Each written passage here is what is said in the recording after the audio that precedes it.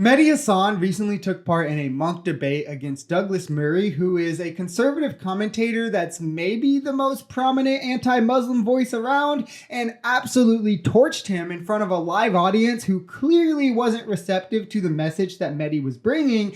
And it highlights two things that I want to talk about: the impossibility that a Zionist can win a debate or portray himself as good or good faith against someone who actually knows the facts, and the shocking length that Zionists will go to defend themselves, of which Mehdi highlights very elegantly. So let's take a look and we'll jump in where is needed. I have just one sentence to say about that, is that the entire world wants a ceasefire, and the United States and Israel and, I don't know, the Micronesia and whatever else don't, right? The entire world takes a very different view, unfortunately, to the people in this room and to Douglas and Natasha. The International Criminal Court, the International Court of Justice, the UNHCR, UNICEF, Doctors Without Borders, Amnesty International, Human Rights Watch, Oxfam, Christian Aid. Yep, you're booing.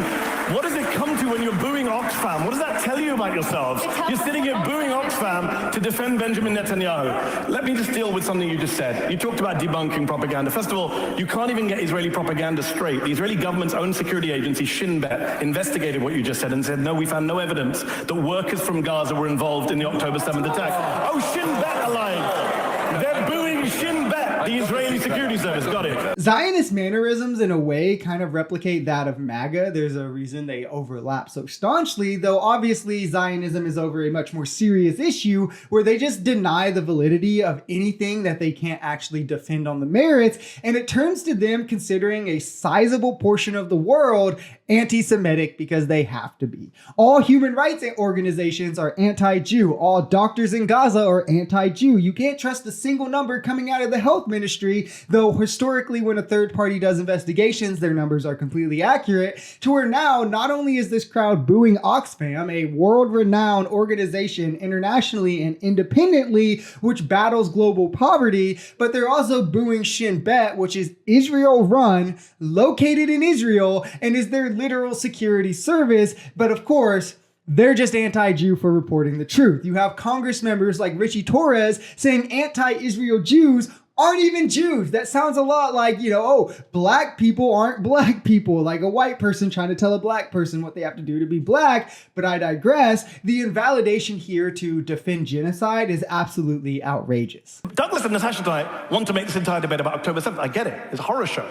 But that's not the debate. The debate was about Zionism, and it tells you a lot that they can't find any arguments to say, as Gideon says, why we can't be allowed to criticize a political ideology that is 150 years old, that many Jewish people have criticized from the beginning and continue to do so. They can't tell you why that is. So they focus on October the 7th, which is fine, but if you're going to focus on October 7th, then also focus on what happened since October the 7th, the erasure of Palestinians in this debate, the booing when Gideon mentions what happened to Palestinians. Shameful. I'm sorry to say, it's absolutely shameful and telling about what's going on. And I would say this, if we're going to talk about October 7th and what happened since, everyone's a liar. The Hamas health ministry is like, everyone's a liar. Okay, friend of mine, American doctor, goes to Gaza. Many doctors have gone to Gaza. You've seen them on the news. They're all liars, all Hamas apparently. Friend of mine went to Gaza. He's been to Sudan. He doesn't just use it for whataboutism like Douglas. He's been to Sudan. This is a spot on point. It's been 10 months since October the 7th. However horrendous that day is, since then, almost 40,000 Palestinians have died, over 70% of those being civilians, the majority of those being women and children, and that's at least. The majority of Gaza has been destroyed, so much so it would take over a decade just to clean the rubble, not to rebuild, just to get the rubble out of the way. Every hospital has been destroyed, hundreds of thousands of homes have been destroyed, 1 out of 3 children are starving, and those on the Zionist side only see Palestinian life as nothing but a number on a sheet. Even 10 months later, they think saying, but October the 7th justifies a genocide, when in reality, you wouldn't look at slaves shooting at their slave masters in the same light that you would look at slave masters for enslaving them, and nothing justifies collective punishment. 1,000 dead doesn't justify 40,000 dead, especially when the majority of those had nothing to do with the 1,000 who are dead. And it's a tired story. It's a telling one at that any debate about Palestinian life has to be conflated to terrorism. And one day, 10 months ago, even though again, most of the women and children and civilians getting bombed had nothing to do with that. He's been to Afghanistan. He's worked there. He came back from Gaza and said, I've never seen atrocities like I've seen here. What's happened to children? He's an anti-Semite because he saw children with burn wounds like he's never seen. He saw children with gunshot wounds to the head. But that's Hamas's fault. Everything is Hamas's fault. So let's talk about war crimes. It is amazing that every human rights group in the world, including Israeli human rights groups like B'Tselem, Gisha, Yeshdin, are all documenting this stuff, but you guys think it's all imaginary.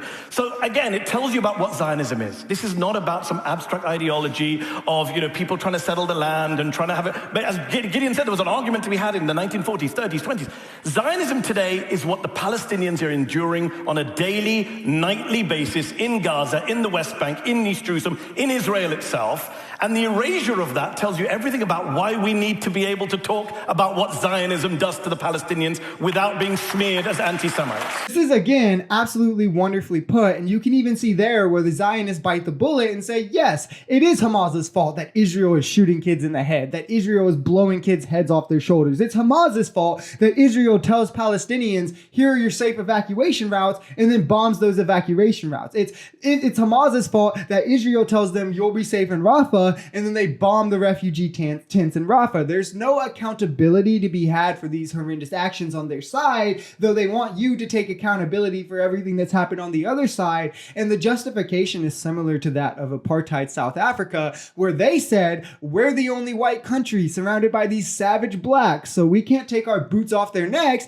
as a means to justify the horrendous actions they were doing. And Israel took a page right out of their playbook and copied it. Oh, we can't take our boots off these civilians and children's necks because the savage Arabs will destroy us if we do. Even though Israel is clearly the side with all the power and the imbalance, all the means, and has now shown all the willingness to actually exterminate the other side. I'm opposed to the war crimes that happened on October the 7th and the war crimes that have happened since October the 7th. Douglas, no, I've got to finish this point.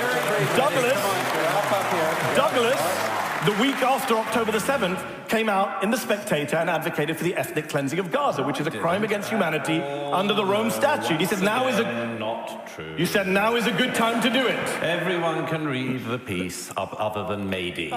You're the guy who denied earlier that what you said in The Spectator, let's just be the clear context, we're talking about October 7th. 5 days after October 7th, you said, maybe they will finally put an end to this insoluble nightmare, raise Hamas to the ground, or clear all the Palestinians from that benighted strip. It could be a good time to do it. But you tell this audience, we can live in peace side by side.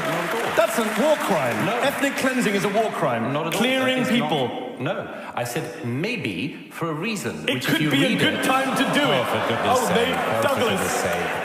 Oh yeah, guys, remember, he said maybe, so, he obviously didn't mean it. There's no culpability here, and there's also no courage. It's completely despicable. He's trying to weasel away from his own intentions and words in the same way that Israel does. It's sickening. Zionism is a cult, and this is exactly why it needs done away with, along with the apartheid state we currently know as Israel. Any country where a race is subjugated to second-class citizens' rights, if you're lucky, or if you're unlucky, an open-air prison in Gaza, it's not a country that should exist as is. And no, that doesn't mean exterminate all Jews like Zionists say it does, because of course they fear losing their ability to oppress another group. It means that a one-state solution is the only way forward that is fair for both sides, and we should stop supporting genocide and those carrying it out until they are willing to give autonomy to the class that they've been oppressing. Nobody said we need to support the white people in South Africa who are doing apartheid. No, they said we need to end the apartheid in South Africa. And the answer to ending the apartheid in South Africa wasn't,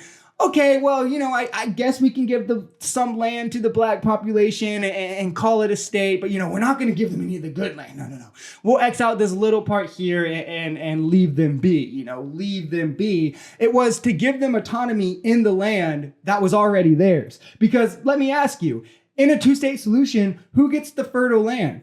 Who gets the waterfront properties? Who gets the ports? Who gets the businesses? Who gets all of these things? Because I can tell you, it wouldn't be the people who currently aren't even allowed adequate amounts of food and water. If you enjoyed this video, we're Social Society. We're a commentary channel influenced by politics, society, and the economy. We are pretty left-leaning on this channel, but we're open to our right-wingers as well. The biggest thing here is having conversations that get everyone to the bottom of the truth. If that sounds like something that could interest you, consider smashing that subscribe button, leaving us a like, or commenting on this video. We even have memberships available as low as $3 if you'd like to support, because the only way we become a society is together.